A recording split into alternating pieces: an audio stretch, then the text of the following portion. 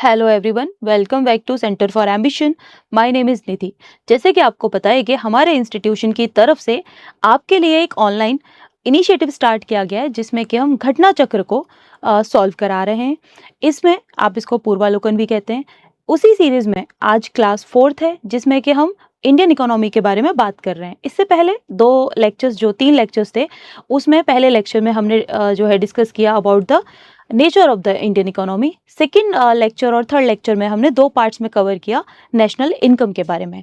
तो उसी सीरीज में आज हमारा जो चौथा क्लास है, फोर्थ लेक्चर है, बट हम बात करने वाले हैं सस्टेनेबल डेवलपमेंट गोल्स के बारे में। अगर आप देखोगे, आप घटना चक्र में भी देखोगे इवन कि इस टॉपिक पे हमेशा क्वेश्चन पूछा गया है। तो आज हम थोड़ा सा कोशिश करेंगे कि कहीं ना कहीं हम सस्टेनेबल डेवलपमेंट गोल्स को याद करने का कोई ट्रिक निकाल पाएं। तो इसी तरीके से आगे चलते हैं। ये हमारा टेलीग्राम चैनल है, आप इसको ज्वाइन कर सकते हैं। इस क्लास का जो पीडीएफ है वो आपको यहाँ पे मिल जाएगा। बाकी हर हफ्ते हमारे यहाँ पे न्यू बैचेस स्टार्ट होते हैं। अगर आपको हमारे किसी ऑफलाइन बैच को ज्वाइन करना है तो आप इस दिए हुए नंबर पे कॉल कर सकते हैं। चलिए आज का टॉपिक स्टार्ट करते हैं। टॉपिक स्टार्ट करने से पहले थोड़ा सा सस्टेनेबल डेवलपमेंट गोल्स के बारे में बात कर लेते हैं, क्योंकि जैसे मैंने बताया पूरा क्वेश्चंस हमने सस्टेनेबल डेवलपमेंट गोल्स के लिए हैं। तो उससे पहले मुझे लगता है कि आपको टॉपिक पहले थोड़ा पता होना चाहिए कि टॉपिक का मतलब क्या है, टॉपिक किस तरीके से बात कर रहा है। तो सस्टेनेबल डेवलपमेंट गोल्स की शुरुआत हुई कैसे, सस्टेनेबल डेवलपमेंट क्यों बनाए गए और इनको अचीव करने का यानी कि इनका जो टारगेट है वो क्या है। तो जैसे कि आपको पता है कि सबसे पहले 2012 में आपको पता होगा यूनाइटेड नेशंस के बारे में। यूनाइटेड नेशन की एक मीटिंग होती है और इस मीटिंग में ये लोग कुछ ऐसा बात करते हैं, ये लोग कुछ ऐसे डिसाइड करते हैं कि अब हमें इकोनॉमिक ग्रोथ के साथ साथ यानी इकोनॉमिक एक्टिविटीज़ के साथ हमें हमें नेचर के बारे में सोचना चाहिए। हमें नेचर के बारे में सोचना चाहिए, यानी कि हमें हमारा जो इन्वायरमेंट है उसके बारे में थोड़ा सा जो है चीज़ें सही करनी चाहिए। अब इनकी जो मीटिंग होती है वो मीटिंग का प्लेस आप याद रखिएगा, रियो डे जेनेरियो। ठीक है, ये प्लेस जो है बहुत इंपॉर्टेंट है, हर बार कहीं ना कहीं आपको क्वेश्चंस में देखने को मिल जाएगा। और ये जो सिटी है बेसिकली ये है ब्राजील का एक सिटी, ब्राजील का एक सिटी है। यहाँ पे 2012 में मीटिंग होती है यूनाइटेड नेशंस की। जो भी इसके मेंबर कंट्रीज हैं वो सब मिलके यहाँ पे डिसाइड करते हैं कि चलो कुछ ऐसा किया जाता है कि इन्वायरमेंट को सेव करने के लिए कुछ जो है गोल्स तैयार किए जाते हैं। इसी सीरीज में फिर 25 सितंबर को यानी कि 2015 में 25 सितंबर 193 यानी कि यूनाइटेड नेशन के 193 मेंबर्स यानी 193 मेंबर्स ऑफ अंगा आपको पता होगा यूनाइटेड नेशन जनरल असेंबली, अंगा के 193 मेंबर्स जो हैं मिलके डिसाइड करते हैं और इन्होंने कुछ 17 गोल्स के बारे में बात की। इन गोल्स में 169 टारगेट्स रखे गए और ये जो टारगेट्स थे इनको अचीव करने का भी टाइमलाइन उन्होंने रखा, वो था 2030। अब एक इंपॉर्टेंट चीज आपको यहाँ याद रखनी है कि ये जितने भी मेंबर कंट्रीज हैं अंगा के, इन सस्टेनेबल डेवलपमेंट गोल्स को अचीव करने के लिए कोई लीगली बाइंडिंग जैसी कोई एक्टिविटी नहीं थी, यानी कि लीगली इनको बाइंड नहीं किया गया था। ठीक है, लीगली बाइंड नहीं किया गया था इनको। लीगली बाइंड ना होने की वजह से सब लोग अपने अपने हिसाब से इसको पूरा कर सकते हैं, बट एक जनरल जो ओवरव्यू रखा गया वो रखा गया 2030 का। इसी को हम जनरली एजेंडा, आप पढ़ोगे एजेंडा 2030 या फिर एजेंडा 21 भी कहते हैं। ठीक है, यहां तक समझ आया। अब ये तो हुई सस्टेनेबल डेवलपमेंट बनने की बात। अब क्वेश्चन ये होता है कि सस्टेनेबल डेवलपमेंट क्या होता है। सस्टेनेबल डेवलपमेंट हम बार बार बोल रहे हैं, ये होता क्या है। अगर सिंपल भाषा में समझाऊं तो सस्टेनेबल का मतलब होता है सस्टेनेबल डेवलपमेंट का सतत विकास, हिंदी में इसको सतत विकास कहते हैं। सस्टेनेबल डेवलपमेंट का बेसिकली एम जो है वो है प्रेजेंट में जो भी हमारे नेचुरल रिसोर्सेज हैं। अब नेचुरल रिसोर्सेज जैसे कि वाटर हो गया, जैसे कि फॉसिल फ्यूल्स हो गए और भी जितने नेचुरल रिसोर्सेज हैं, ठीक है, नेचुरल रिसोर्सेज जो हैं उनका प्रेजेंट में इस तरीके से यूज करना, प्रेजेंट में इस तरीके से यूज करना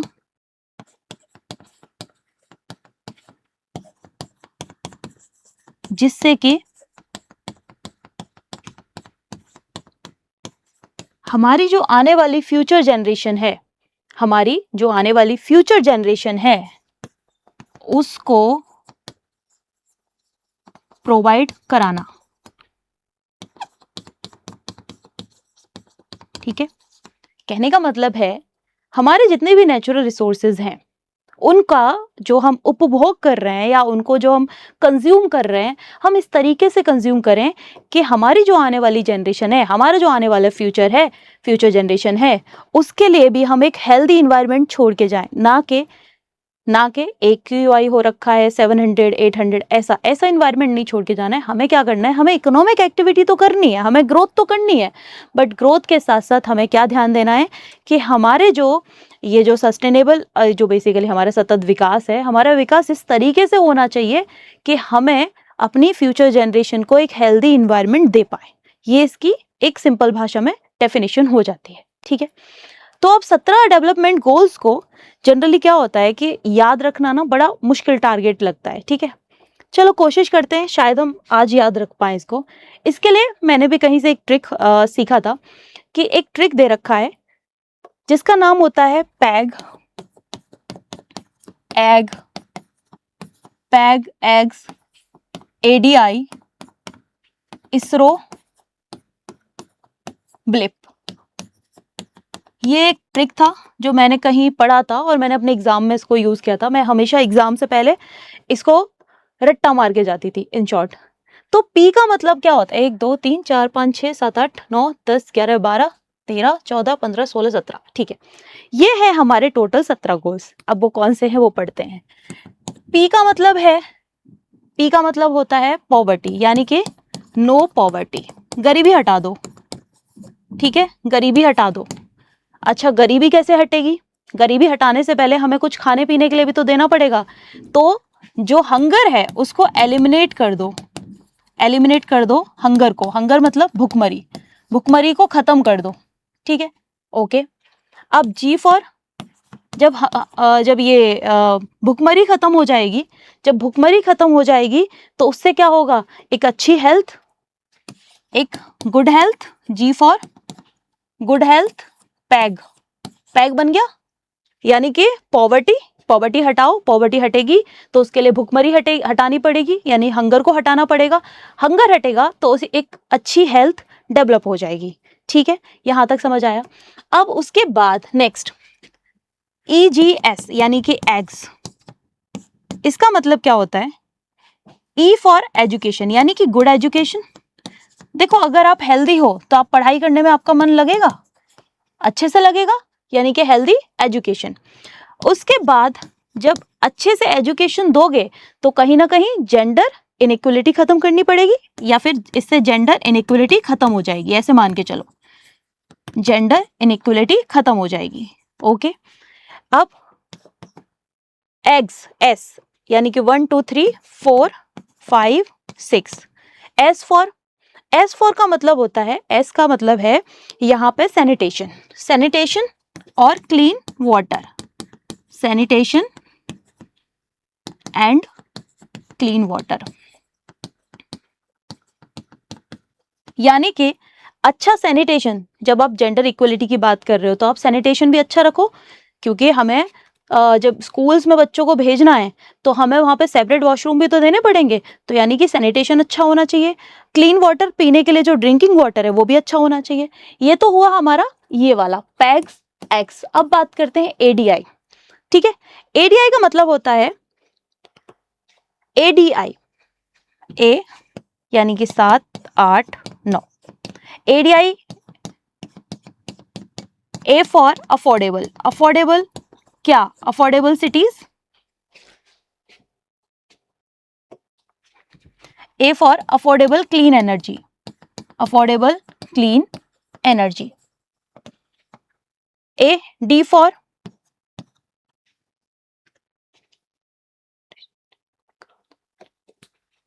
डी फॉर क्या हो जाएगा? Decent economic growth.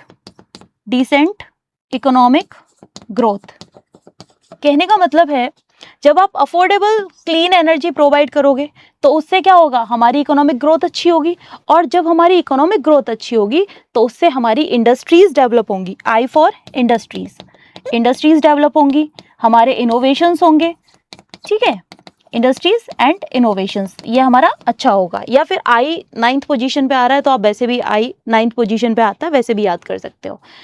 आई, उसके बाद इसरो, आई 10, 11, 12, 13, इसका मतलब क्या होता है? आई फॉर इनइक्वलिटी, यानी कि इनइक्वलिटी को खत्म करना है, इनइक्वलिटी खत्म होगी। एस फॉर क्या होगा? सस्टेनेबल सिटीज, ठीक है, सस्टेनेबल सिटीज बनाए जाएंगे। सस्टेनेबल सिटीज होंगे तो हमारा जो ये मतलब आप इनइक्वलिटी हटा दोगे, इनइक्वलिटी हटाने के बाद क्या करोगे? सस्टेनेबल सिटीज प्रोवाइड करवाओगे। उसके बाद R for responsible consumption, responsible consumption, consumption कैसा होगा आपका? रिस्पॉन्सिबल होगा। ओ से क्या होगा? हमारा जो है ऑर्गेनाइज्ड, ऑर्गेनाइज्ड रहेगा क्लाइमेट, ऑर्गेनाइज्ड क्लाइमेट, यानी कि इसरो, यानी इनइक्वलिटी आप खत्म कर दो, आप सस्टेनेबल सिटीज सेटअप कर दो। सस्टेनेबल सिटीज सेटअप करने के बाद आप क्या कर रहे हो? एक रिस्पॉन्सिबल कंजप्शन करोगे। रिस्पॉन्सिबल कंजप्शन करने के बाद आप क्या करोगे? जो आपका क्लाइमेट है वो कैसा हो जाएगा? ऑर्गेनाइज्ड हो जाएगा। अब उसके बाद 14 में हम बात करेंगे ब्लिप, बी, 15 में एल, 16 में आई और 17 में पी। अब इसका मतलब क्या होता है? बी का मतलब होता है ब्लो वाटर, यानी कि लाइफ ब्लो वाटर, पानी के नीचे जो जीवन है उसके बारे में बात कर रहा है, life blow water. L for life on land, यानी कि जमीन के ऊपर के बारे में बात कर रहा है, जमीन के ऊपर जो लाइफ है उसके बारे में बात कर रहा है, life on land. I for क्या होगा? आई फॉर हमें इंस्टीट्यूशन सेटअप करने हैं, यानी कि हमारे जो इंस्टीट्यूशंस होने चाहिए वो कैसे होने चाहिए? पीस और जस्टिस पे काम करने चाहिए, पीस एंड जस्टिस पे काम करने चाहिए। इसके अलावा पी फॉर लास्ट में पार्टनरशिप, यानी कि हमें अगर ये सस्टेनेबल डेवलपमेंट गोल्स को अचीव करना है तो हमें बाकी के जो हमारे ये सेक्टर्स हैं, बाकी के जो लोग हैं उनके साथ हमें पार्टनरशिप करनी पड़ेगी, ठीक है, बाकी के लोगों के साथ हमें क्या करना पड़ेगा? पार्टनरशिप करनी पड़ेगी। यहाँ तक समझ आया? ये बेसिकली एग्जाम से पहले रट लेना, इतने में काम चल जाता है। अब ये तो हो गया पूरा जो 17 गोल्स हैं उनके बारे में।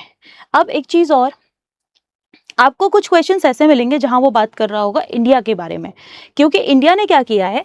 इंडिया ने सस्टेनेबल डेवलपमेंट गोल्स को क्या किया? लोकलाइज कर दिया।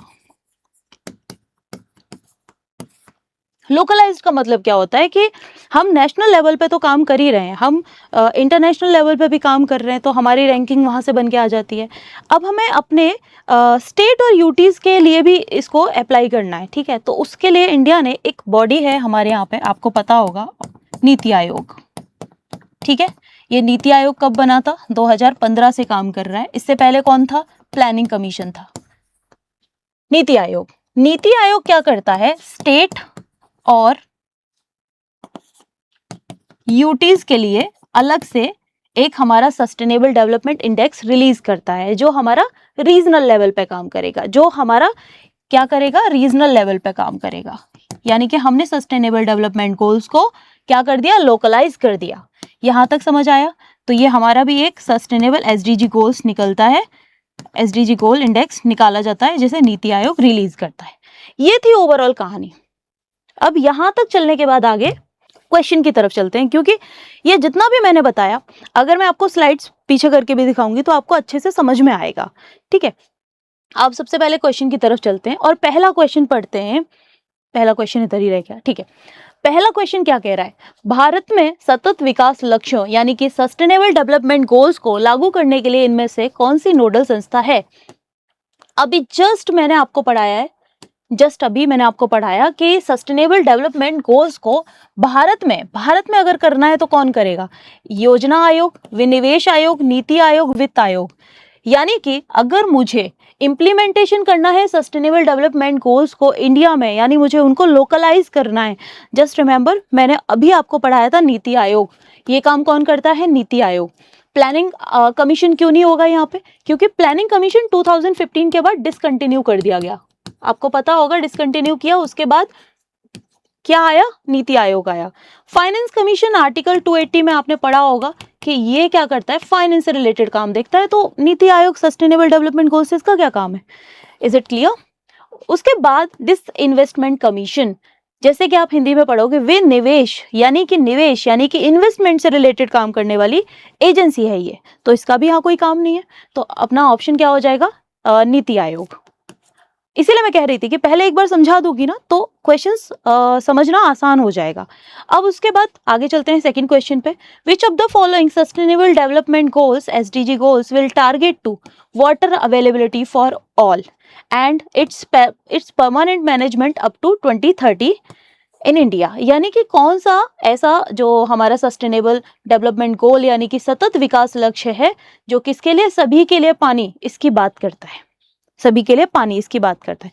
अगर आप अभी के स्लाइड्स देखोगे जो मैंने आपको समझाया कि पानी के लिए कौन बात कर रहा था, हम बात कर रहे थे सस्टेनेबल डेवलपमेंट 6 जो कि क्या काम करता है? सैनिटेशन और क्लीन वाटर के लिए काम करता है। ठीक है, यानी कि कौन सा हो गया? 6। 7 क्या काम करता है? 7 पानी के लिए काम नहीं करता। 9 में हमारे इंडस्ट्रीज आ जाते हैं, और 8 में अगर हम बात करें तो 8 में क्या है हमारा? 7 में हमारा अफोर्डेबल क्लीन एनर्जी, और 8 में क्या है? 8 में ये बात करता है हमारा डिसेंट इकोनॉमिक ग्रोथ के बारे में। यानी कि हमारी जो ग्रोथ होनी चाहिए वो कैसी होनी चाहिए? डिसेंट होनी चाहिए, सस्टेनेबल डेवलपमेंट के हिसाब से होनी चाहिए। अब आगे चलते हैं, नेक्स्ट क्वेश्चन।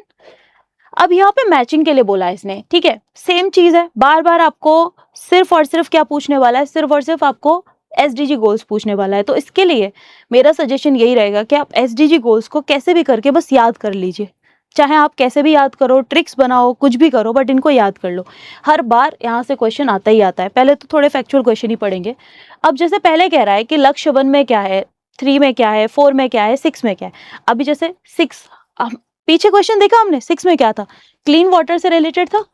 6 क्या था? क्लीन वाटर से रिलेटेड था, यानी कि क्लीन वाटर एंड सैनिटेशन। तो फर्स्ट ओके, तो यही 2 ऑप्शन है मेरे। उसके बाद आपको पता है गोल 1 क्या करो? पॉवर्टी खत्म करो। क्या करो? Poverty, eliminate poverty. पॉवर्टी तो टू एंड पॉवर्टी, ये हो जाएगा इससे। गोल 3 क्या कहता है? गोल 3 कहता है गुड हेल्थ के बारे में, और उसके अलावा 4th वाला हमारा क्वालिटी एजुकेशन के बारे में बात करता है। हमने अभी ये पढ़ा था ना, पैग्स, पैग, एग। तो इसमें जो ये वाला था, ये पी वाला पॉवर्टी रिड्यूस करना, E for eliminate hunger, G for good health, यानी तीसरा वाला गुड हेल्थ हो गया, और चौथा वाला किससे रिलेटेड था हमारा? क्वालिटी एजुकेशन से। तो हमारे ऑप्शंस बनने चाहिए 3 4 3 4 3 4, ओके 3 4 ये वाला ऑप्शन हो जाएगा, 3 4 2 1। ठीक है, आगे चलते हैं। फिर से वही क्वेश्चन वैसे ही पूछ रहा है कि सस्टेनेबल डेवलपमेंट टारगेट्स में, यानी 2030 का जो हमारा टारगेट है उसमें लक्ष्य 4 को हासिल करने के लिए कौन से उपाय जरूरी हैं। अब सबसे पहले एक क्वेश्चन सॉल्व करने से पहले आपको लक्ष्य 4 यानी कि सस्टेनेबल डेवलपमेंट गोल 4 पता होना चाहिए। ठीक है, अब फिर से वही ट्रिक पे जाते हैं। पैग्स यानी कि ये बात कर रहा है एजुकेशन के बारे में। ठीक है, किसके बारे में बात कर रहा है? एजुकेशन के बारे में बात कर रहा है। तो अब हमें ये चेक करना पड़ेगा इनमें से कौन से ऑप्शंस एजुकेशन से रिलेटेड है। तो जो रिलेटेड होंगे वही हमारा आंसर होगा। पहला कह रहा है शिक्षा को मुफ्त और अनिवार्य बनाना। ठीक है, बुनियादी स्कूली इंफ्रास्ट्रक्चर को बेहतर बनाना और डिजिटल बदलाव को अपनाना। ठीक है, इससे रिलेटेड जैसे मिशन कायाकल्प, मिशन कायाकल्प अगर आप देखोगे तो वो क्या कर रहा है? डिजिटल मतलब डिजिटली उसमें चेंज ला रहा है, और हम जो सैनिटेशन, ड्रिंकिंग वाटर, इसको क्या कर रहे हैं? और बेटर करने की कोशिश कर रहे हैं। तो ये भी ठीक है। कृषि कार्यक्रमों का विस्तार, कृषि प्रोग्राम यानी कि एग्रीकल्चर प्रोग्राम्स का क्या लेना देना? उससे तो हमारी एग्रीकल्चर अच्छी होगी ना, उससे तो हमारी एग्रीकल्चर अच्छी होगी, तो कहीं ना कहीं हमारी जो फूड सिक्योरिटी है वो अच्छी होगी। फूड सिक्योरिटी होगी तो हम जो है हंगर को एलिमिनेट कर पाएंगे ना। तो उससे हमारा ये एजुकेशन का क्या लेना देना है। उसके बाद टेक्नोलॉजी में निवेश करना। देखो, टेक्नोलॉजी में निवेश कर देना ठीक है, बट आप किस टेक्नोलॉजी में निवेश कर रहे हो, किस टेक्नोलॉजी में आप इन्वेस्ट कर रहे हो, वो डिपेंड करता है ना। अभी आप कहो कि टेक्नोलॉजी तो हम क्या कहते हैं, ऐसा कुछ लगा रहे हैं, हम ट्रैक्टर या थ्रेशर मशीन खरीद के ला रहे हैं, बट उसका यूटिलाइजेशन एजुकेशन सिस्टम में है या नहीं। अगर यही टेक्नोलॉजी में निवेश करना अगर कह देता शिक्षा के क्षेत्र में, याद रखिएगा, अगर ये कह देता शिक्षा के क्षेत्र में, यानी कि in the field of education, तो ये ऑप्शन हमारा करेक्ट हो जाता। In the field of education अगर ये कह देता, तब उस सिचुएशन में ये फोर्थ ऑप्शन करेक्ट हो जाता, बट अभी ये ऑप्शन हमारा गलत है। तो हमारे आंसर क्या होंगे, 1 और 2। ठीक है, अब ये इस तरीके से आपको समझना पड़ेगा कि जैसे यहाँ बहुत लोग कंफ्यूज होंगे, अरे टेक्नोलॉजी में निवेश कर दिया, अच्छा है, टेक्नोलॉजी अच्छी होगी, अच्छे से पढ़ेंगे। नहीं, वो मैटर करता है ना कि वो कौन सी टेक्नोलॉजी की बात कर रहा है। उसको अगर मेंशन नहीं कर रहा तो आप उसको गलत मार्क करो। आगे चलते हैं। नीचे 2 कथन दे रखे हैं और हमें बताना है कि कौन सा ऑप्शन सही है। सतत विकास लक्ष्यों की वैश्विक सफलता के लिए भारत की सफलता महत्वपूर्ण है। ठीक है, भारत की जनसंख्या विश्व की कुल जनसंख्या का लगभग 6वां हिस्सा है। ओके, यानी कि India success is critical for global success of sustainable development goals. सतत विकास लक्ष्यों के लिए, वैश्विक सफलता के लिए भारत की, ऑफ कोर्स ही बात है कि भारत भी तो पार्ट है ना उसका। अगर भारत उसका पार्ट है तो ऑफ कोर्स ही बात है कि भारत को भी क्या होना पड़ेगा, सक्सेस होना ही पड़ेगा, अपने सस्टेनेबल डेवलपमेंट गोल्स को अचीव करना ही पड़ेगा। दूसरा कह रहा है कि India accounts for nearly 1/6 of the total world population. 1/6 है, इसका कोई लिंक बैठ रहा है उससे? तो इसका कोई लिंक बैठ रहा है? ऑफ कोर्स ही बात है कि अगर पॉपुलेशन जो है, भारत की जनसंख्या जो है विश्व की कुल जनसंख्या का लगभग 6वां हिस्सा है, इसका मतलब ये हो जाता है कि कहीं ना कहीं जितनी पॉपुलेशन अच्छी होगी तो भारत के लिए एक तरीके से रिस्पॉन्सिबिलिटी क्रिएट हो जाएगी ना कि उसको ये टारगेट्स को अचीव करना है। तो कहीं ना कहीं ये इसकी एक्सप्लेनेशन दे रहा है। So answer will be D. ठीक है, आगे चलते हैं। सतत विकास के बारे में निम्नलिखित कथनों पर विचार करें, यानी कि हमें इसके बारे में बताना है। पहला कह रहा है, राष्ट्रीय सांख्यिकीय प्रणालियों द्वारा तैयार की गई डेटा और क्षेत्रीय स्तर पर एकत्र की गई जानकारी के आधार पर संयुक्त राष्ट्र महासचिव एक वार्षिक सतत विकास लक्ष्य रिपोर्ट प्रस्तुत करते हैं। ध्यान से पढ़ेगा, ये क्वेश्चन 2024 प्री में पूछा गया है। दूसरा है, वैश्विक सतत विकास रिपोर्ट संयुक्त राष्ट्र महासभा में हर 4 साल में होने वाली। देखो, अब मैं कुछ कीवर्ड्स इसमें अंडरलाइन करती हूँ। एक तो राष्ट्रीय सांख्यिकी प्रणालियों द्वारा तैयार किए गए डेटा और क्षेत्रीय स्तर पर एकत्र की गई जानकारी के आधार पर संयुक्त राष्ट्र महासचिव एक वार्षिक सतत विकास लक्ष्य रिपोर्ट प्रस्तुत करते हैं। ठीक है, वैश्विक सतत विकास रिपोर्ट, यही सेम रिपोर्ट के बारे में बात कर रहा है। ये जो संयुक्त राष्ट्र महासभा है उसमें हर 4 साल में होने वाली सतत विकास लक्ष्य समीक्षा चर्चाओं के लिए जानकारी प्रदान करने के उद्देश्य से तैयार की जाती है। ठीक है, ओके, अब इधर चले जाते हैं। इधर क्या कह रहा है, थोड़ा इंग्लिश में भी पढ़ लेते हैं। इनमें से कौन सा स्टेटमेंट करेक्ट है? पहली बात तो यही पूछा है, इसको मार्क कर लिया करो, ये बहुत इंपॉर्टेंट हो जाता है। Based on the global indicators framework and data produced by national statistical system and information collected at regional level, the United nation secretary general represent an annual sustainable development goals report. कहने का मतलब कि जो देखो, ये जो है हम यूनाइटेड नेशन सेक्रेटरी जनरल, ये तब तक कोई रिपोर्ट पेश कैसे करेंगे? ये क्या कहीं आसमान से थोड़ी रिपोर्ट लाएंगे? इनको रिपोर्ट कहाँ से मिलनी चाहिए? रीजनल लेवल पे ही तो कलेक्ट की गई होगी।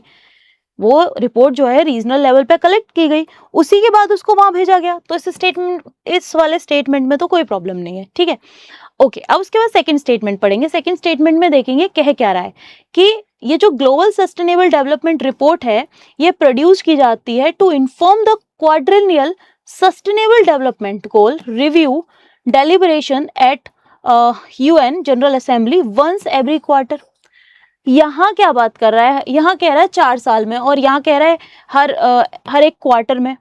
तो इसका कोई लिंक नहीं बैठ रहा है। ठीक है, यहाँ कोई इसका लिंक नहीं बैठ रहा है। तो ऑब्वियस ही बात है कि एवरी क्वार्टर ना हो करके जब यहाँ 4 साल हो रहा है तो ये रिपोर्ट भी तो 4 साल में आएगी, 4 ईयर ही तो लेगी ये भी।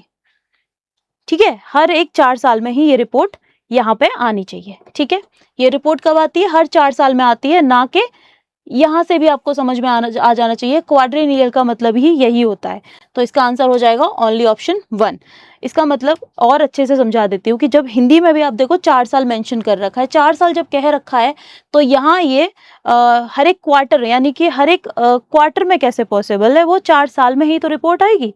ठीक है, आगे चलते हैं। Next question, limits to growth यानी विकास की सीमाएं की अवधारणा किससे प्रतिपादित की गई है? क्लब ऑफ रोम से, यूनेस्को से, या फिर ब्रंटलैंड आयोग से, या फिर एजेंडा 21। देखो इसमें कुछ एक शब्द है जो आपको दिमाग में आ रहा होगा, ये तो हमारा सस्टेनेबल डेवलपमेंट गोल से रिलेटेड है। ठीक है, ये तो आपने यही मार्क कर लिया और ये ऑप्शन को एलिमिनेट कर दिया। अभी मैंने क्वेश्चन पढ़ा भी नहीं है कि मुझे बताना है कि लिमिट्स टू ग्रोथ ये रिपोर्ट किसने दी, ये पूछा है उसने। अब मैं इस पे जाती हूँ, यूनेस्को।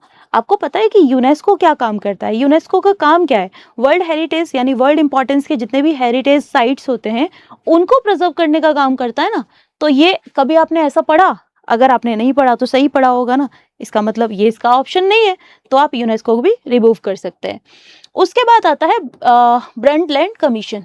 मैं स्टार्टिंग में बताना भूल गई थी, ये जो है ना, ये वाला कमीशन जो है बेसिकली ये सस्टेनेबल डेवलपमेंट गोल से रिलेटेड है। यानी कि ये वाला जो कमीशन है वो सस्टेनेबल डेवलपमेंट गोल से रिलेटेड है और इनकी अपनी एक रिपोर्ट है, our common future. Our common future, इसका मतलब ये है कि ये इससे रिलेटेड नहीं है। ठीक है, तो क्या बच गया? क्लब ऑफ रोम बच गया। क्लब ऑफ रोम, तो ये बेसिकली क्लब ऑफ रोम एक संस्था है, इसने रोम में इनका एक मीटिंग होता है, तब वहां पे ये बात करते हैं अबाउट द सस्टेनेबल थिंग्स के बारे में, तब इन्होंने लिमिट्स टू ग्रोथ करके एक अपनी रिपोर्ट पेश की थी। ठीक है, इसके अलावा ये 1987 में ये रिपोर्ट निकाली गई थी, आर कॉमन फ्यूचर। अगर अगली बार क्वेश्चन में पूछा जाए क्या ब्रंटलैंड कमीशन जो है वो लिंक्ड है सस्टेनेबल डेवलपमेंट गोल से, तो आपका आंसर होना चाहिए यस। और ये जो क्लब ऑफ रोम है वो अलग है। ठीक है, ये बेसिकली 130 मेंबर कंट्रीज थे, कुछ उनका मीटिंग था, उससे रिलेटेड है, सस्टेनेबल डेवलपमेंट गोल से रिलेटेड नहीं है। इन्वायरमेंटल कुजनेट कर्व यानी कि ईकेसी प्रति व्यक्ति जीडीपी और पर्यावरण को होने वाले नुकसान के बीच में संबंध दिखाता है। ये जो कर्व है ना, ये पूछ रहा है कि उल्टा यू मतलब कि इस तरीके से, या फिर उल्टा वी यानी कि इस तरीके से, या फिर उल्टा एल यानी कि ऐसे, या फिर इनमें से कोई नहीं। ठीक है, आपको ये समझ में आया? अब कुजनेट्स कर्व की जब बात हो रही है, तो कुजनेट कर्व की जब हम बात करते हैं तो ये बेसिकली ऐसा कहता है, इस कर्व के हिसाब से ये जीडीपी है। ठीक है, ये जीडीपी है और इधर इन्वायरमेंट है, यानी कि आप जितना जीडीपी में आगे बढ़ते जाओगे, आप जीडीपी में जितना आगे बढ़ते जाओगे, जितना आगे बढ़ते जाओगे, उतना ही इन्वायरमेंट का क्या होगा? लॉस होगा।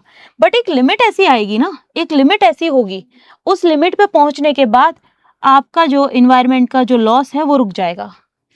अब मैं इसको थोड़ा और अपने आसपास के एग्जाम्पल से समझते हैं। मान लीजिए कि अभी क्या हो रहा है, अभी कोई कंपनी ए है, या फिर भारत की बात कर लेते हैं। मान लीजिए भारत पहले क्या था, उतना डेवलप्ड नहीं हो पाया था, उतना अच्छे से चीजें नहीं थी, हमारे पास टेक्नोलॉजी नहीं थी, इवन हमारे पास पैसा उतना नहीं था। बट आज के समय पे भारत के पास क्या है? पैसा है। तो मान लीजिए इनिशियली भारत यहाँ था कि भारत जब जब चीजें कर रहा था तो उससे क्या कर रहा था, एक लिमिट के बाद इन्वायरमेंट जो है, इन्वायरमेंट का क्या हो रहा था? लॉस हो रहा था। ठीक है, जीडीपी ग्रोथ हो रही थी लेकिन इन्वायरमेंट का लॉस हो रहा था, लॉस होता रहा। अब एक टाइम के बाद क्या हुआ कि हम ना क्या लेके आए, हम कुछ नई नई टेक्नोलॉजी लेके आए, जिससे कार्बन एमिशन कम हो गया। ठीक है, हमने क्लोरोफ्लोरोकार्बन्स के यूज पे बैन कर दिया, तो हमारा जो ओजोन का होल है वो रुक गया।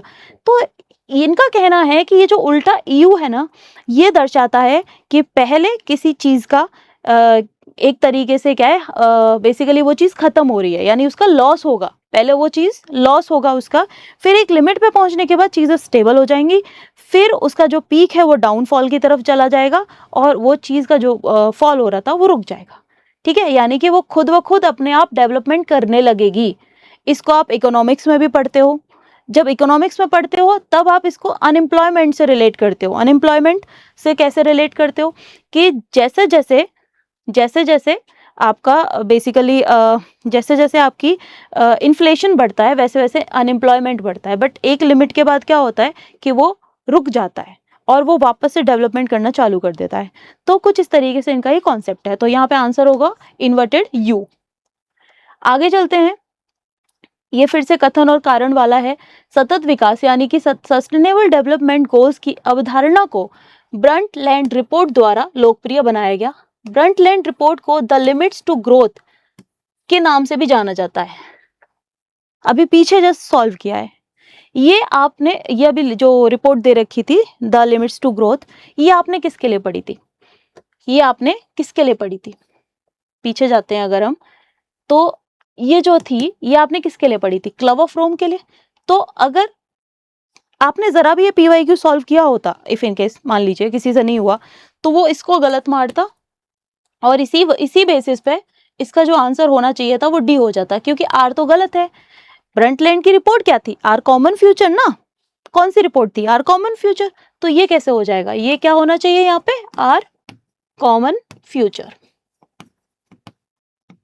ये इसकी रिपोर्ट है, ना कि ये वाली। तो ये वाला ऑप्शन सही है कि अगर आपको कॉन्सेप्ट, ये सबसे पहले कॉन्सेप्ट इन्होंने दिया, मैंने बताया, तो इसका आंसर हो जाना चाहिए D. A is true but R is false. Next question की तरफ चलते हैं। ओके, मानव समाज की भलाई के लिए सतत विकास महत्वपूर्ण है। अगर हमें ह्यूमन डेवलपमेंट करना है तो उसके लिए हमारे लिए ये जो सस्टेनेबल डेवलपमेंट गोल्स हैं वो इम्पॉर्टेंट हो जाते हैं। क्यों? उसका कारण बता रहा है कि सतत विकास एक प्रकार का विकास है जो भविष्य की पीढ़ियों को अपनी ज़रूरतों को पूरा करने की क्षमता से समझौता किए बिना वर्तमान की ज़रूरतों को पूरा करता है। अगर आपको याद आ रहा हो तो क्लास के स्टार्टिंग में मैंने आपको सस्टेनेबल डेवलपमेंट की डेफिनेशन बताई थी, जिसमें मैंने कहा था कि हम अपनी प्रेजेंट की जो ज़रूरतें हैं उनको पूरा कर रहे हैं, ठीक है, उस तरीके से हम एनवायरमेंट रिसोर्सेज को यूज कर रहे हैं ताकि हम उसका प्रॉपर यूटिलाइज कर सकें, लेकिन हम अपनी फ्यूचर जनरेशन के लिए भी उसको बचा सकें। यही मैंने बताया था। तो आप पढ़ो कि ये जो रीजन दे रहा है क्या वो सही है, मतलब डेफिनेशन सही है? यस, डेफिनेशन सही है। तो इसमें कह क्या रहा है कि अगर हमें मानव समाज की भलाई करनी है तो उसके लिए सतत विकास बहुत इंपॉर्टेंट है, यानी सस्टेनेबल डेवलपमेंट गोल्स बहुत इंपॉर्टेंट होते हैं। और अगर सस्टेनेबल डेवलपमेंट गोल्स होते क्या हैं वो इसने बता दिया, तो ऑब्वियस सी बात है इसका आंसर क्या होना चाहिए? ए, कि दोनों कथन और कथन यानी कि assertion and reason are correct and R is the correct explanation of A. सही बात कर रहा है, क्योंकि सस्टेनेबल डेवलपमेंट क्या है? ह्यूमन सोसाइटी के वेलबींग के लिए। और ह्यूमन सोसाइटी का वेलबींग कैसे होगा? जब हम आज की अपनी ज़रूरतों को पूरा करेंगे, किस बेसिस पे? प्रेजेंट के चीज़ों को अच्छा करेंगे, फ्यूचर के बारे में सोच के, ठीक है, फ्यूचर जनरेशन के बारे में सोच के। ओके, फिर से वैसे ही पूछ रहा है, फिर से कथन है कि सतत विकास पर्यावरण को नुकसान पहुंचाए बिना होना चाहिए और वर्तमान समय में विकास को भविष्य की पीढ़ियों की जरूरतों से समझौता नहीं करना चाहिए। सस्टेनेबल डेवलपमेंट का अगर आप सिंपल मतलब समझ गए, सिंपल भाषा में मतलब अभी आप प्रेजेंट की नीड्स को पूरा कर रहे हो, बट आप ये भी ध्यान रख रहे हो कि फ्यूचर में ये जो मेरी फ्यूचर जनरेशन आने वाली है इसको भी मुझे लौटाना है, जैसा मुझे मिला है उसी रूप में। अगर आप इतना सा समझ गए तो आपको चाहे वो कैसे भी डेफिनेशन दे दे आपको समझ में आ जाएगी। अब पहली डेफिनेशन और अभी दूसरी वाली डेफिनेशन, दोनों में शब्दों का हेरफेर है, बट दोनों ही डेफिनेशन सही है। यहाँ पे कह रहा है कि सतत विकास पर्यावरण को नुकसान पहुंचाए बिना, यानी आप इन्वायरमेंट को कोई डैमेज नहीं कर रहे हो, without damaging the environment and development present time में, ठीक है। आप क्या कर रहे हो? कोई कॉम्प्रोमाइज नहीं कर रहे हो फ्यूचर जनरेशन के साथ, भविष्य की पीढ़ियों की जरूरतों के हिसाब से आप कोई समझौता नहीं कर रहे, तो सही है। दूसरा कह रहा है कि एजेंडा 21 पर 1995 में विश्व नेताओं ने हस्ताक्षर किए। एजेंडा 21 पर signed by the world leaders 1995। क्या पढ़ाया था मैंने? 2015 ना, तो 1995 कहां से आ गया? ये तो 2015 होना चाहिए था। तो सीधे सीधे आप इसको गलत करो और आपका ऑप्शन क्या होना चाहिए फिर? आर हमारा गलत है तो सी ऑप्शन हमारा करेक्ट हो जाएगा। इस तरीके के क्वेश्चंस में जनरली जितना मेरा ऑब्जर्वेशन है उसमें ऑप्शन ये वाला हमेशा करेक्ट रहता है, नहीं ये वाला डी वाला बट कभी कभी आपको अगर ऐसे डेट वगैरह ऐसा कुछ देता है तो एक बार पढ़ लेना चाहिए, या जैसे इससे पहले हमने देखा उसने क्या पूछा था, उसने पूछा था रिपोर्ट के बारे में, तो ऐसी चीज़ों को हमें एक बार पढ़ लेना चाहिए ताकि गलत ना हो, वरना जनरली इसका आंसर यही वाला रहता है। हाँ, एक चीज़ और बता दूँ, हालाँकि ये क्वेश्चंस 52, 53 नियर अबाउट है, बट हमने टोटल 27 क्वेश्चंस लिए हैं। क्योंकि अगर आप देखोगे बीच में क्वेश्चंस का रिपीटेशन है, और रिपीटेशन क्वेश्चंस को बार-बार स्लाइड्स पे करवाने का कोई मतलब नहीं है। वो आपको, आप समझदार हो, आपको एक बार में समझ में आ जाता है। ठीक है? अब ये पूछ रहा है फिर से, यहीं पे मेरे को लग रहा है कि सतत विकास की डेफिनेशन पूछ रहा होगा। वर्तमान में लोगों की सुख सुविधाओं से समझौता किए बिना भविष्य की ऊर्जा और अन्य संसाधनों की बचत करना। क्या बोला मैंने? अगर आपको बेसिक डेफिनेशन पता है, वो चाहे कैसे भी शब्दों को घुमा ले, आप उसको सही कर दोगे। आप आंख बंद करके इसको बताओगे कि ये सतत विकास के बारे में बात कर रहा है। ठीक है? यानी कि आप एनर्जी को सेव कर रहे हो, रिसोर्सेज को सेव कर रहे हो विदाउट सेक्रीफाइसिंग अपनी खुद की नीड्स को, और आप फ्यूचर जनरेशन के लिए सेव कर रहे हो उसको, तो ऑब्वियस सी बात है दैट इज सस्टेनेबल डेवलपमेंट गोल। अगर फिर भी आपको नहीं पता, इकोनॉमिक ग्रोथ, मैंने कल एनआई यानी जब मैं नेशनल इनकम पढ़ा रही थी, उसमें मैंने बताया था कि इकोनॉमिक ग्रोथ का मतलब जीडीपी से होता है। तो ये इकोनॉमिक ग्रोथ यहाँ क्या कर रही है सस्टेनेबल डेवलपमेंट गोल्स में, बराबर। उसके बाद इकोनॉमिक डेवलपमेंट और इकोनॉमिक ग्रोथ में फर्क होता है। इकोनॉमिक डेवलपमेंट हमेशा ह्यूमन डेवलपमेंट की बात करेगा, यानी ह्यूमन वैल्यूज पे फोकस होगा, जैसे एजुकेशन, जैसे कि हेल्थ, जैसे कि एम्प्लॉयमेंट है कि नहीं, इस तरीके की चीज़ों पे काम करेगा। और ये जो इकोनॉमिक ग्रोथ है, ये सिर्फ मॉनेटरी टर्म्स में बात करती है। इसीलिए कहते हैं कि अगर इकोनॉमिक ग्रोथ हो रही है, उसका ज़रूरी नहीं है कि इकोनॉमिक डेवलपमेंट हो रहा हो उस देश का। ओके उसके बाद ह्यूमन डेवलपमेंट तो आप कोरिलेट कर सकते हो इकोनॉमिक डेवलपमेंट के साथ। मतलब ह्यूमन डेवलपमेंट का मतलब है कि आपकी बेसिक नेसेसिटी की चीज़ें आपको मिल रही हैं कि नहीं, खाना पीना, ठीक है, रहने के लिए आपके पास छत है कि नहीं, इस तरीके की चीज़ें। आगे चलते हैं। प्राकृतिक संसाधनों का उपयोग वर्तमान, हाँ जैसे ये है ना, ये रिपीटेशन है बेसिकली, बट क्या है कि क्वेश्चन का थोड़ा लैंग्वेज अलग है, इसीलिए मैंने इसको ऐड ऑन किया। बट देखा जाए तो 12, 13 ये आपस में को रिलेटेड ही हैं। सब के सब एक ही डेफिनेशन पे बात कर रहे हैं, वो है हमारी सतत विकास यानी कि सस्टेनेबल डेवलपमेंट। प्राकृतिक संसाधनों का उपयोग वर्तमान पीढ़ी को इस तरह से करना चाहिए कि प्राकृतिक संसाधनों का कम से कम नुकसान हो। तो ऑब्वियस ही बात है कि सतत विकास की बात कर रहा है। हाँ, तो ये यहाँ पे डिग्रेडेशन नहीं होना चाहिए, तो ये क्या कर रहा है सस्टेनेबल डेवलपमेंट। सोशल डेवलपमेंट क्या होता है? सोशल डेवलपमेंट अलग चीज़ है। सोशल डेवलपमेंट आपको रिलीजियसली, आपको सोसाइटी के साथ, सोसाइटी के जो फैक्टर्स है उसके साथ लिंक करता है। इसके अलावा ऑर्गेनिक डेवलपमेंट अलग बात, अलग चीज़ हो गई, यानी कि आप ऑर्गेनिकली चीज़ों के बारे में बात कर रहे हो, ऑर्गेनिक अलग है, ये इसका पर्सपेक्टिव अलग है। इकोनॉमिक डेवलपमेंट अभी बताया आपको, ह्यूमन से रिलेटेड डेवलपमेंट। ओके संसाधनों का उपयोग करने और भविष्य के लिए उन्हें बचाने की संतुलन, ये हम क्या कहते हैं? फिर से हम यही सतत विकास कहते हैं। मैं इसको आगे बढ़ रही हूँ, इसमें कुछ है नहीं, सेम चीज़ है, बार बार पूछ रहा है। ओके ये क्वेश्चन थोड़ा अलग है, इसको ध्यान से पढ़िएगा। क्वेश्चन कह रहा है कि सस्टेनेबल डेवलपमेंट यानी कि सतत विकास को ऐसे विकास के तौर पर बताया गया है जो भविष्य की पीढ़ियों की अपनी जरूरतों को पूरा करने की क्षमता से समझौता किए बिना वर्तमान की जरूरतों को पूरा करता है।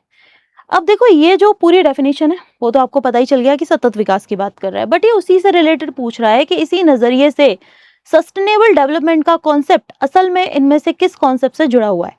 अब ये क्वेश्चन इसने चेंज किया, इसने कहा कि जो सस्टेनेबल डेवलपमेंट गोल है वो ये होता है, उसने डेफिनेशन में बता दिया।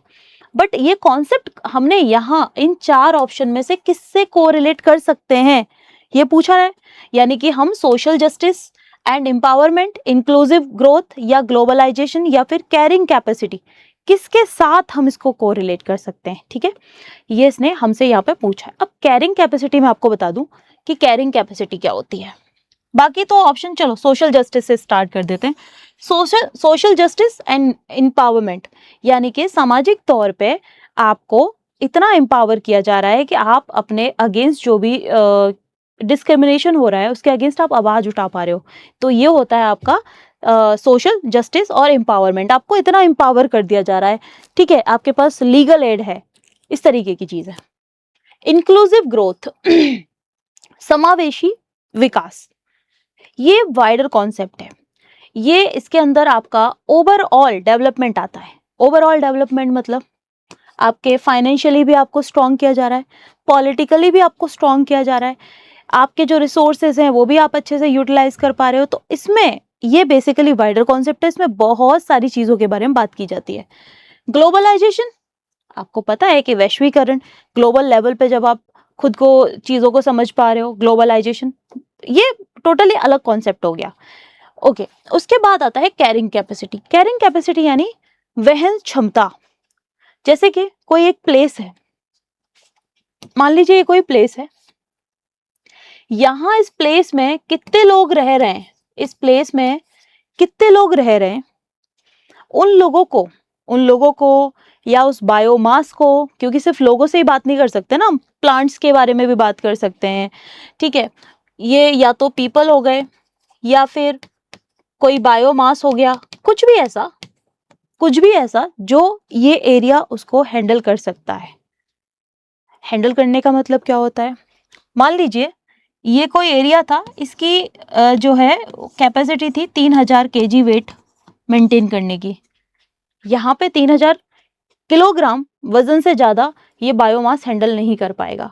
या फिर अगर मैं बोलूं कि यहाँ पे जो लोग रह सकते हैं वो मान लीजिए 50 लोगों के रहने की जगह है, तो यहाँ पे सिर्फ 50 लोग ही रह सकते हैं, 50 से ज़्यादा नहीं। तो ये इसकी कैरिंग कैपेसिटी हो गई। कैरिंग मतलब, जैसे एक और एग्जांपल समझते हैं कि आपके ऊपर किसी ने बोझा रख दिया, लाइक आप कोई कट्टा बोरी जो भी है आप लेके जा रहे हो, और आपकी जो कैपेसिटी है वो है 50 केजी वजन उठाने की, मान लीजिए, तो आप ना उतना ही वजन उठा सकते हो, वो आपकी कैरिंग कैपेसिटी है। आप कितना लेके जा सकते हो, ये आपका कैरिंग कैपेसिटी हो गया। तो सेम कैरिंग कैपेसिटी। तो अब वो कह क्या रहा है कि आप इसको समझो कि sustainable development is described as this, ठीक है।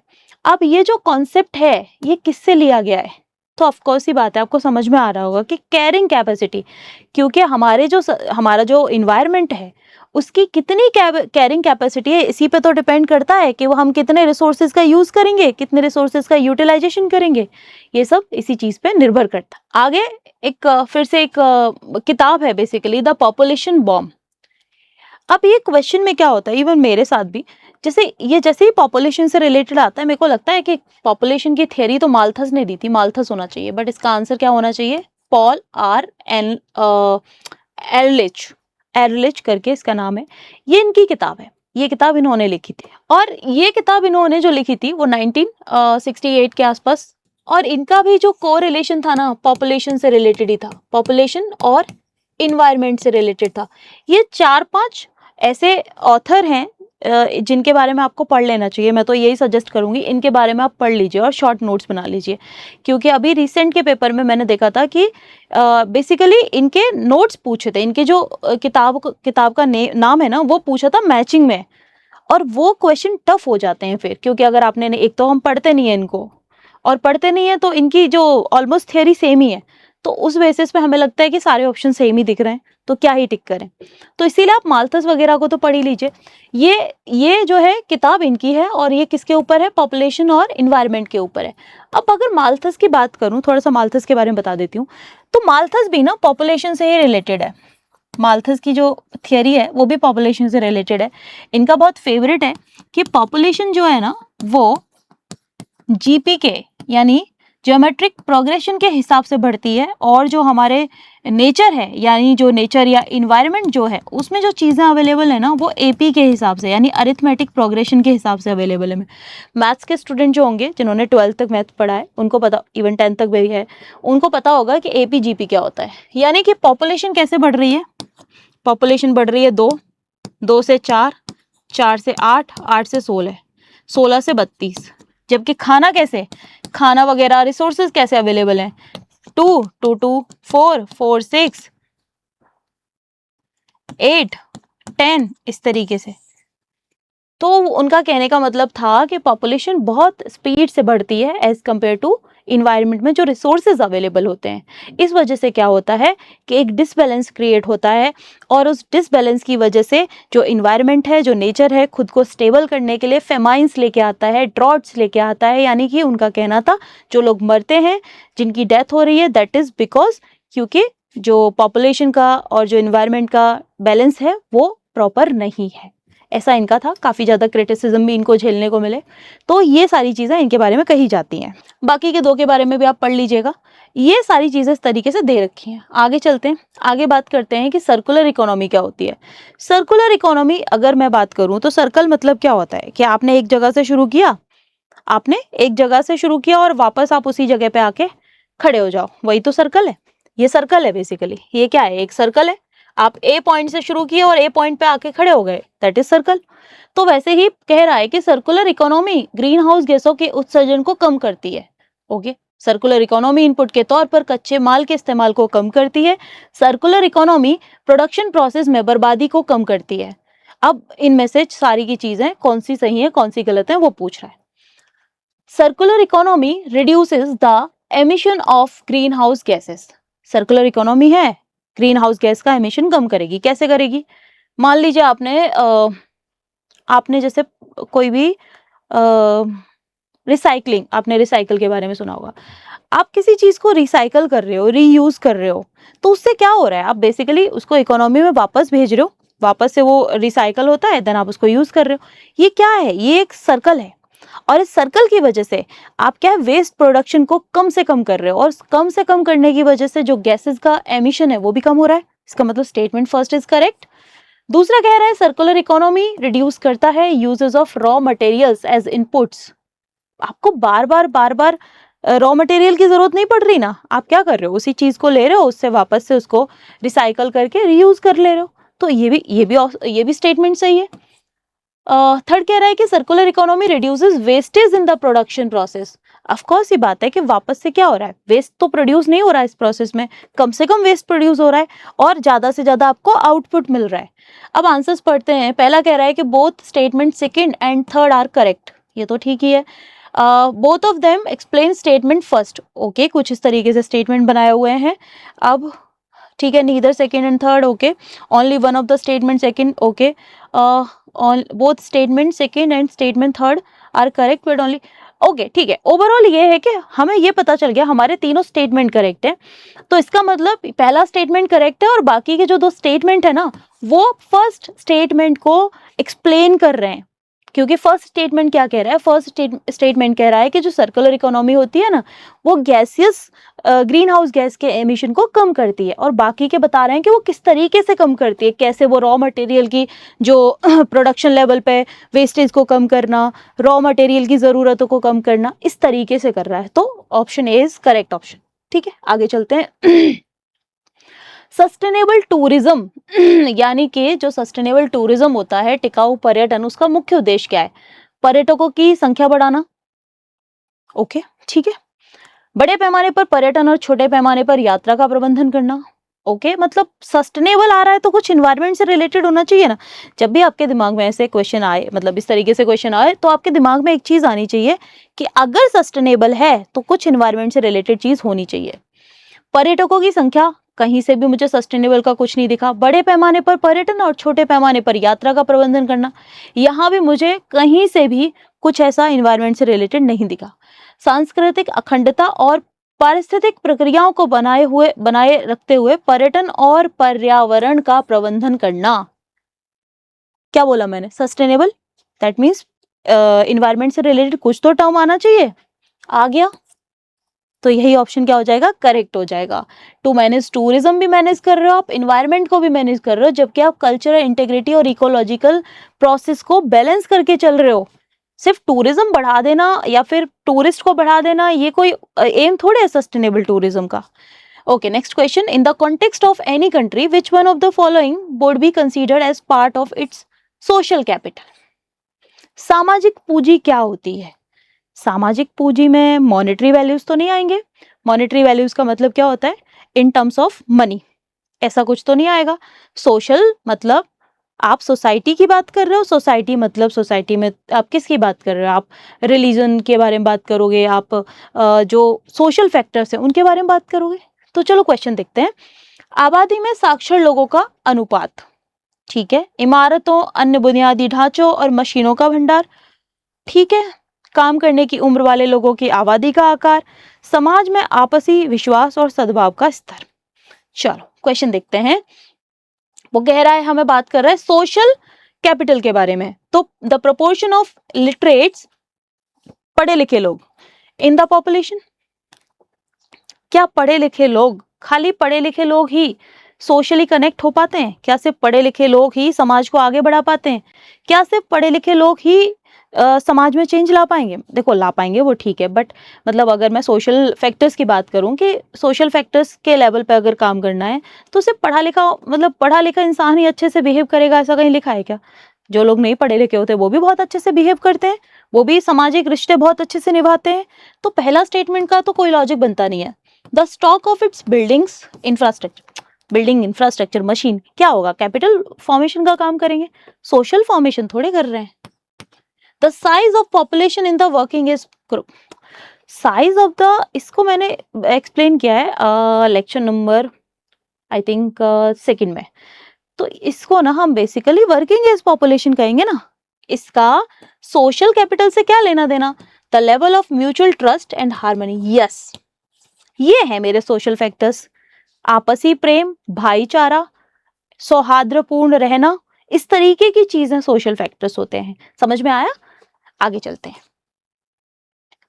नीचे दिए गए कथनों पर विचार करें। मानव पूंजी के निर्माण की अवधारणा के बारे में बात कर रहे हैं। मानव पूंजी फिर से वही, मतलब ह्यूमन कैपिटल फॉर्मेशन के बारे में बात कर रहा है। ये कह रहा है कि individuals of a country to accumulate more capital, मतलब human capital formation as a concept is better explain. Okay, इनमें से किस में सबसे बढ़िया तरीके से बताया गया है कि ये है ह्यूमन कैपिटल फॉर्मेशन, ये होता है, इस तरीके से होता है। ओके, आगे बात करेंगे इसके बारे में। तो the individuals of a country to accumulate more capital, यानी कि किसी देश के व्यक्तियों को अधिक पूंजी जमा करने में अगर आप सक्षम कर रहे हो तो उससे क्या होगा? मानव पूंजी का निर्माण होगा। कुछ ऑफ साउंड कर रहा है ना, कुछ ऐसा लग रहा है यार क्या अधिक पूंजी की बात कर रहा है और ये क्या मानव पूंजी की बात कर रहा है? नहीं, ठीक है। देश के लोगों के ज्ञान, कौशल स्तर और क्षमताओं को बढ़ाने में, ये तो कुछ ऐसे फैक्टर्स हैं जो मैंने स्टार्टिंग में बताया कि ह्यूमन डेवलपमेंट में काम करते हैं। जैसे कि नॉलेज आप दे रहे हो, आप स्किल्स प्रोवाइड करवा रहे हो,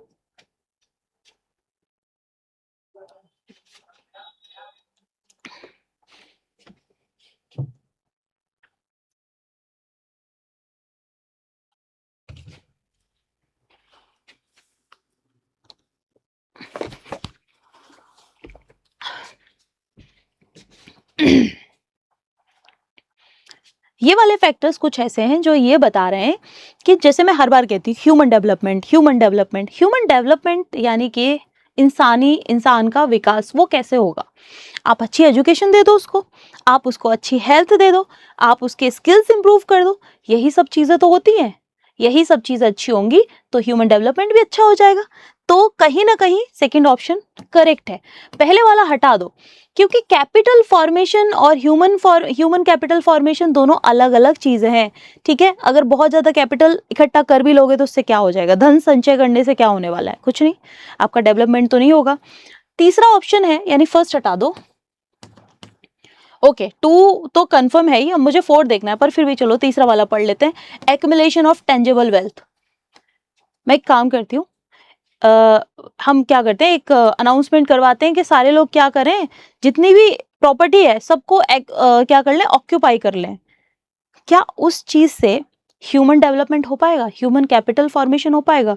ह्यूमन कैपिटल फॉर्मेशन के लिए सबसे इंपॉर्टेंट है एजुकेशन, वो आप दे पाओगे टेंजिबल वेल्थ वगैरह से? नहीं दे पाओगे। तो ये ऑप्शन भी रॉन्ग हो जाएगा, वैसे भी कहीं मैच नहीं हो रहा और वैसे भी गलत है। एक्युमुलेशन ऑफ इंटेंजिबल वेल्थ, अब आप कहोगे कि टेंजिबल वेल्थ गलत है, इंटेंजिबल वेल्थ कैसे सही है? इंटेंजिबल वेल्थ क्या होती है? इंटेंजिबल वेल्थ होती क्या है? इंटेंजिबल वेल्थ का मतलब होता है आपकी नॉलेज, ऐसी चीज है जो आपके ज्ञान के लिए, आपके इंफॉर्मेशन के लिए, आपके नॉलेज के लिए इंपॉर्टेंट होती हैं। ठीक है, इसको आप इंटेंजिबल वेल्थ में डाल सकते हो। So option 2 and 4 will be the correct option. समझ में आया? आगे चलते हैं।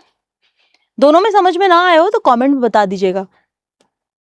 आगे कौशल विकास कार्यक्रम कौशल विकास कार्यक्रम बढ़ाता है मानव पूंजी को, भौतिक पूंजी को, कार्यशील पूंजी को, स्थिर पूंजी को। अब खुद सोचो कि अगर मैं स्किल डेवलपमेंट करूंगी तो उससे क्या पॉसिबल है? उससे ऑफ कोर्स ह्यूमन कैपिटल, क्योंकि इससे पहले वाले क्वेश्चन में मैंने बताया स्किल अगर अच्छा करोगे तो ह्यूमन कैपिटल फॉर्मेशन अच्छा होगा। जैसे फॉर एग्जांपल कि अगर एक इंसान है, उसको मान लीजिए सिर्फ टाइपिंग आती है, ठीक है। अगर टाइपिंग के साथ साथ वो थोड़ी सी और भी चीज़ें, एडवांस चीज़ें, एआई वगैरह सीखता है, या फिर कुछ ऐसा रोबोटिक्स वगैरह से कुछ रिलेटेड सीखता है, तो अपने स्किल्स इंप्रूव करके क्या करेगा, ये सारी चीज़ें तो वो खुद ब खुद ऑक्यूपाई कर लेगा ना। फिजिकल कैपिटल भी बढ़ा लेगा, वर्किंग कैपिटल भी, वो सब ऑक्यूपाई कर सकता है। बट एक तरीके से सबसे पहले उसका क्या हुआ, ह्यूमन कैपिटल इंप्रूव हुआ, ठीक है। अब उसके बाद नेक्स्ट क्वेश्चन पे चलते हैं। मानव पूंजी में निवेश बढ़ाने से, ऑप्शन क्या हो जाएगा ये, मानव पूंजी में निवेश बढ़ाने से संसाधनों का उचित उपयोग होता है, उत्पादकता में वृद्धि होती है, कौशल विकास होता है और उपरोक्त सभी। Increasing investment in human capital leads to proper use of resources, सही बात है। Increase in productivity, of course ही बात है कि अगर ह्यूमन कैपिटल अच्छा हो जाएगा, जैसे मैंने अभी जस्ट आपको एग्जांपल दिया, अगर टाइपिंग के साथ साथ उसने एआई सीख लिया, या जेन एआई या रोबोटिक्स, इस तरीके से कुछ सीख लिया, तो उसके लिए क्या हो जाएगा, ऑफ कोर्स वो प्रॉपर यूज कर पाएगा रिसोर्सेज का। ब्रेन ड्रेन जैसी चीजें नहीं होंगी, स्किल मिसमैच जैसी चीजें नहीं होंगी, उसकी जो प्रोडक्टिविटी है वो भी बढ़ जाएगी, उसका जो स्किल डेवलपमेंट है वो भी बढ़ जाएगा। तो आंसर क्या होना चाहिए, ऑल ऑफ द अबव। आगे चलते हैं। मानव पूंजी में निवेश से भविष्य में लाभ मिलता है। अभी बैठे रहिए, ये अभी कम से कम 4-5 क्वेश्चन और हैं, बस उतना ही टाइम लगेगा। तो मानव पूंजी में निवेश से भविष्य में लाभ मिलता है, शिक्षा और स्वास्थ्य लोगों को अधिक उत्पादक बनाते हैं। अब इनमें से कौन सा सही है ये बताना है। That means investment in human capital yields returns in future. अगर आपने आज एआई वगैरह सीख लिया, तो कल फ्यूचर में जब मान लीजिए कोई सॉफ्टवेयर इंजीनियर है, हम उसके हिसाब से आंसर करते हैं, सॉफ्टवेयर इंजीनियर है, अभी तक उससे एआई वगैरह कुछ नहीं है। जैसे अगर आप रियल रिपोर्ट्स भी देखोगे, टीसीएस ने अभी ले ऑफ किया, इतने सारे लोगों को ले ऑफ किया, क्यों? क्योंकि वो काम अब वो रोबोट से करवा सकते हैं, वो काम अब एआई से करवा सकते हैं। उनको एक टाइपिस्ट की जरूरत नहीं है, क्योंकि वो एआई से बोल के वो काम करवा सकते हैं। 11 के बारे में सुना होगा, ऐसे बहुत सारी चीजें हैं जहाँ पे बहुत सारे ऐप जनरेट हो चुके हैं। तो इससे क्या हुआ, टीसीएस ने ले ऑफ कर दिया। अब ले ऑफ करने के बाद वो जो बंदा है अब पूरी तरह से बेरोजगार होके बैठ गया। अब आप मुझे बताओ कि अगर वो थोड़ा सा इन्वेस्टमेंट कर ले, यानी कोई कोर्स एआई से रिलेटेड या कुछ ऐसा एजुकेशन में सीख ले, तो वापस से वो बेटर जॉब मिल सकती है उसको। दैट मीन्स कि अगर वो इन्वेस्टमेंट करेगा ह्यूमन कैपिटल में, तो उसको फ्यूचर में रिटर्न्स देखने को मिलेंगे। ये बात बिल्कुल सही हो गई। अब इसका कथन रीजन देखते हैं कि education and health make people more productive. कभी आप अगर पढ़े लिखे लोगों के साथ बैठोगे, तो आपका जो ब्रेन है वो उसी तरीके से फंक्शन करेगा। इफ इन केस अगर आप ऐसे मतलब जो लोग बहुत ज़्यादा पढ़े लिखे नहीं है, अगर आप उनके थॉट प्रोसेस या उनकी चीज़ों से जब बात उनके साथ बैठोगे, तो आपको फील होगा कि एजुकेशन इज़ मोर इम्पॉर्टेंट। तो एजुकेशन और हेल्थ, अगर आपका अच्छा नहीं, आप कांस्टेंट बीमार पड़ रहे हो, तो आप अपने काम पे उतना ध्यान नहीं दे पाओगे। आपका जो बेसिकली ह्यूमन डेवलपमेंट है वो बहुत ही रुक जाएगा, एक तरीके से आप काम नहीं कर पाओगे, आप कैपिटल फॉर्मेशन में कोई पार्टिसिपेट नहीं कर पाओगे। तो ये इसको एक्सप्लेन कर रहा है कि नहीं कर रहा है? ऑफ कोर्स कर रहा है। तो इसका ऑप्शन होना चाहिए, दोनों करेक्ट हैं, बट आर इज नॉट, नहीं ये वाला नहीं होना चाहिए, ये डी करेक्ट है और करेक्ट एक्सप्लेनेशन भी है। आगे चलते हैं। समावेशी विकास के लिए जरूरी, यानी समावेशी मीन्स इंक्लूसिव ग्रोथ। इंक्लूसिव मैंने स्टार्टिंग में बताया, अभी इससे पहले क्वेश्चन में ये ऑप्शन था। देखा, इसीलिए जरूरी होता है। इससे पहले ये ऑप्शन बन के आया था, अब सोचो उसी पे क्वेश्चन पूछ लिया। इसीलिए जब आप घटना चक्र सॉल्व कर रहे हो, तो सिर्फ सॉल्व मत करो, आप उसके बाकी के ऑप्शंस को भी फाइंड आउट करो कि इनका क्या मतलब है, ये क्यों आया है। समझ रहे हो? इस तरीके से काम करना है। समावेशी विकास के लिए जरूरी होगा बुनियादी ढांचे की सुविधाओं का विकास, कृषि का पुनरुद्धार, शिक्षा और स्वास्थ्य जैसी सामाजिक सेवाओं की बेहतर उपलब्धता, उपयुक्त सभी। याद रखना, आपको अगर इंक्लूसिव ग्रोथ नहीं भी पता, मैंने आपको एक लाइन बोली थी, ये वाइडर कॉन्सेप्ट है, इसमें सारी चीजें शामिल हो जाती हैं। इसमें आपका ह्यूमन डेवलपमेंट भी आ जाता है, इकोनॉमिक डेवलपमेंट भी आ जाता है, फाइनेंशियल डेवलपमेंट, सारा डेवलपमेंट इसके अंदर आ जाएगा, क्योंकि हम इंक्लूसिव की बात कर रहे हैं, एक एक चीज लेके चल रहे हैं इसमें। तो पढ़ते हैं। इंक्लूसिव ग्रोथ का मतलब होता है development of infrastructure facilities, revival of agriculture, increased availability of social services such as education and health, all of the above. और अगर इंक्लूसिव ग्रोथ की थोड़ी डेफिनेशन भी देखें, तो इसका मतलब क्या होता है कि जितना भी पॉपुलेशन है जितना भी आपका पॉपुलेशन है कंट्री का, आप उसमें रहने वाले हर एक व्यक्ति को, हर एक पर्सन को आप क्या प्रोवाइड करवा रहे हो? इक्वल अपॉर्चुनिटी दे रहे हो। आप क्या कर रहे हो? इक्वल अपॉर्चुनिटी दे रहे हो, ताकि वो खुद को अपॉर्चुनिटी ताकि वो खुद को क्या कर सके? डेवलप कर सके। आप बस इतनी सी डेफिनेशन याद रखोगे तो अगर आप ये ऑप्शंस पढ़ने की कोशिश करोगे वापस इस डेफिनेशन के हिसाब से, जैसे कि इंफ्रास्ट्रक्चर अच्छा कर दोगे तो विकास में जो है डेवलपमेंट अच्छा होगा। एग्रीकल्चर रिवाइव कर दो, अच्छे बीज, अच्छी टेक्नोलॉजी आप लेके आ जाओगे, तो ये सब चीजें क्या करेंगी? ह्यूमन ग्रोथ को अच्छा करेंगी, यानी इंक्लूसिव ग्रोथ को अच्छा करेंगी। आगे चलते हैं, फिर से एक और क्वेश्चन है इंक्लूसिव ग्रोथ पे ही। Inclusive growth is not expected to increase from which of the following, यानी इनमें से कौन सा ऐसा सेक्टर है जिससे इंक्लूसिव ग्रोथ अच्छी नहीं होगी? ओके, दैट मीन्स कि समावेशी विकास के बढ़ने की उम्मीद नहीं है। मतलब ये ऐसा कौन सा है जिससे नहीं बढ़ सकता?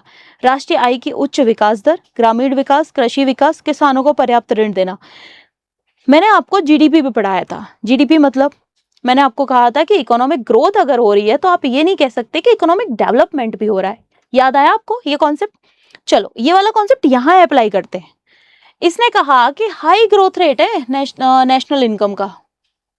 अच्छा, नेशनल इनकम का ग्रोथ होना ये कोई इंडिकेटर नहीं होता कि वहां का जो ह्यूमन डेवलपमेंट है वो अच्छा है।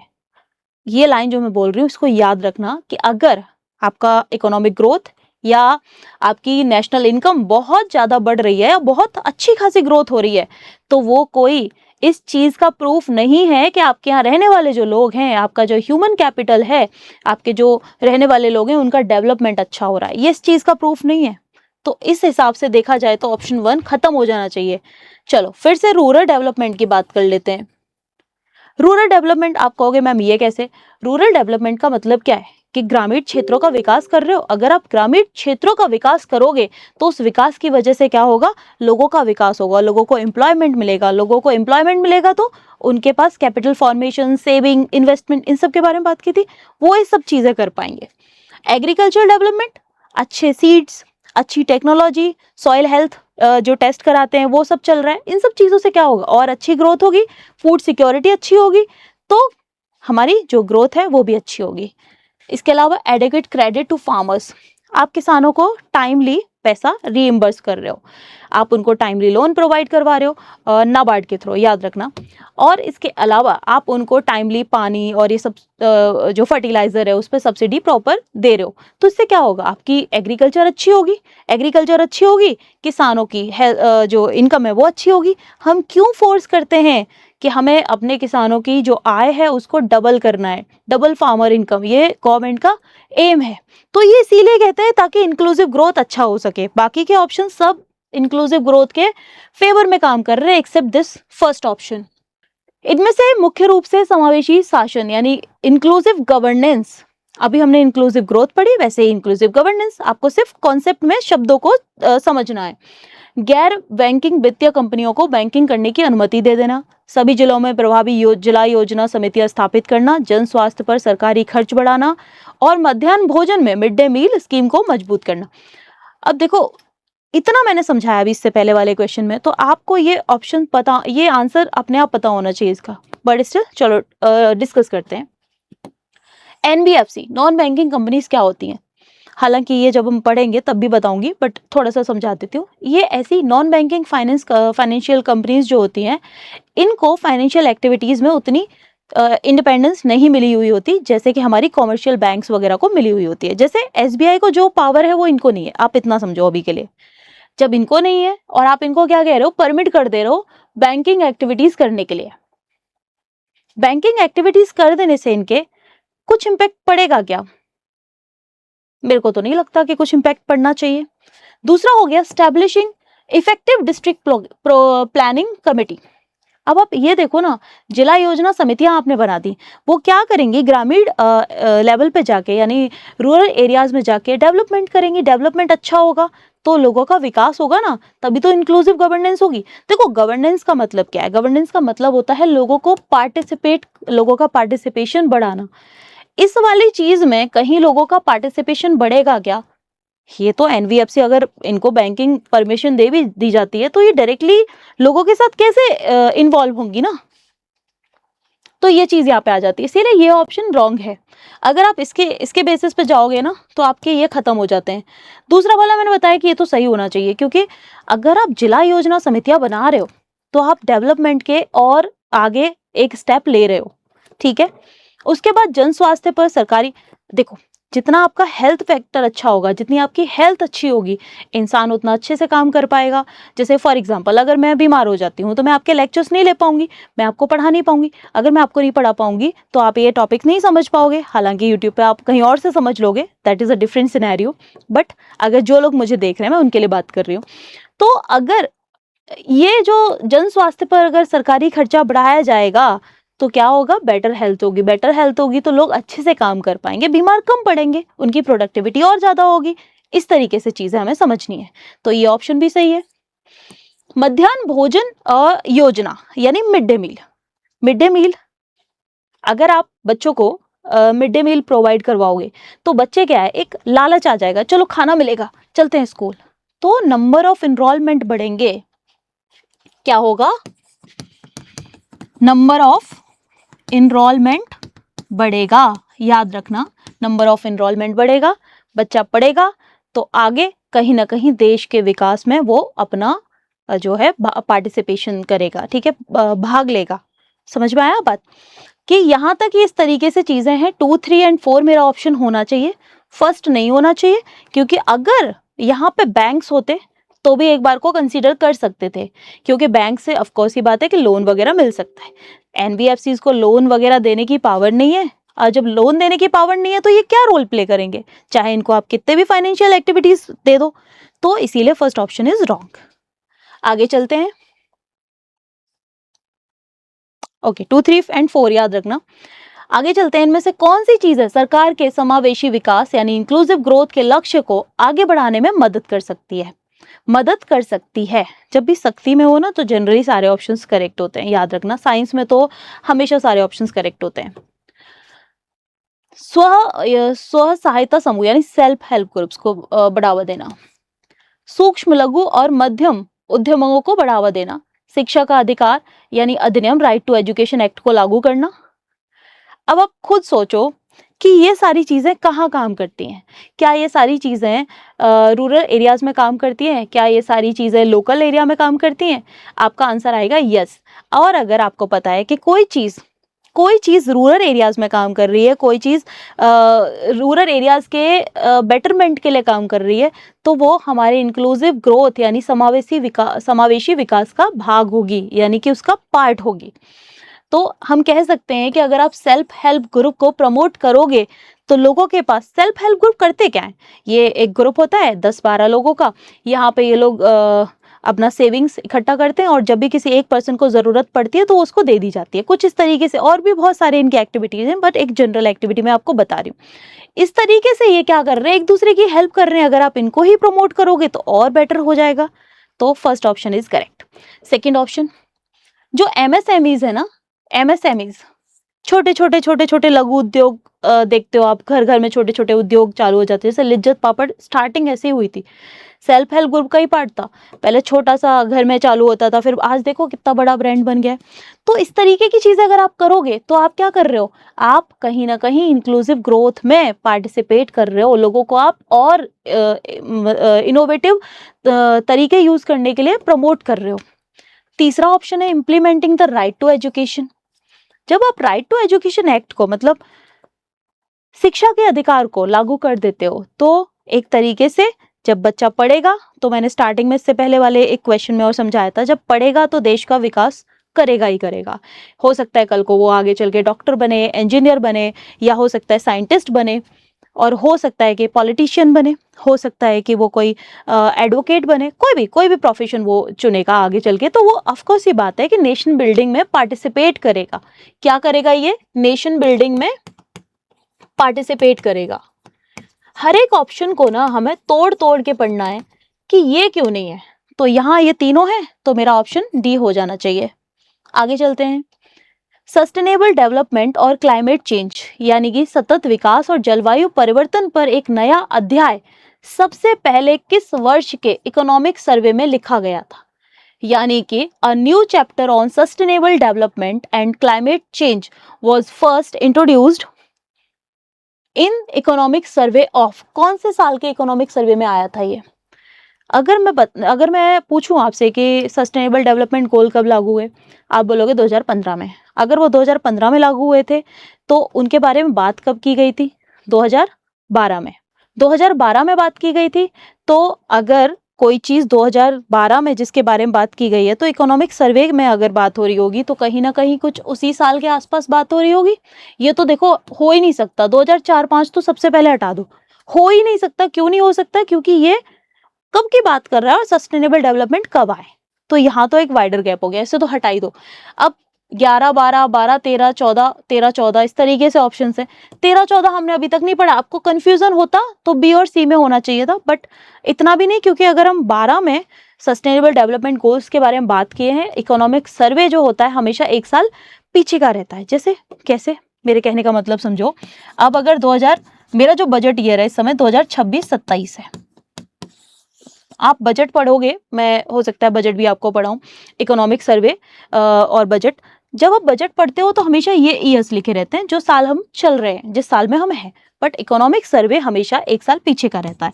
इकोनॉमिक सर्वे जो आएगा अभी, वो आएगा 2025-26 का। यानी कि 2025-26 में सरकार ने जो भी किया उसका लेखा जोखा तैयार किया जाता है, जिसे हम इकोनॉमिक सर्वे कह रहे हैं, और वो एक साल पीछे का चलता है। तो यहाँ जब 12 में बात हो रही है तो 11-12 का ही तो आएगा इकोनॉमिक सर्वे। ठीक है, तो आई थिंक आपके बस मैंने, हाँ यहीं तक है। ये थे आपके ओवरऑल क्वेश्चंस जिसके बारे में हमने आज बात की। तो आपका घटना चक्र का चैप्टर 3 भी खत्म हो गया, सस्टेनेबल डेवलपमेंट गोल्स के बारे में। अगर आपको ये सेशन पसंद आया हो, लाइक शेयर एंड कमेंट, और बाकी अगर कोई भी आपको डाउट हो इस सीरीज से रिलेटेड तो आप जो है कमेंट बॉक्स में बता सकते हैं, आप अपने सजेशंस दे सकते हैं। और मेरी एक ही रिक्वेस्ट है कि आप बाकी के लेक्चर भी अटेंड करें, और हमारे बाकी के सब्जेक्ट्स की घटना चक्र भी सॉल्व कराई जा रही है, आप प्लीज़ एक बार जाके ज़रूर देखें। Thank you so much.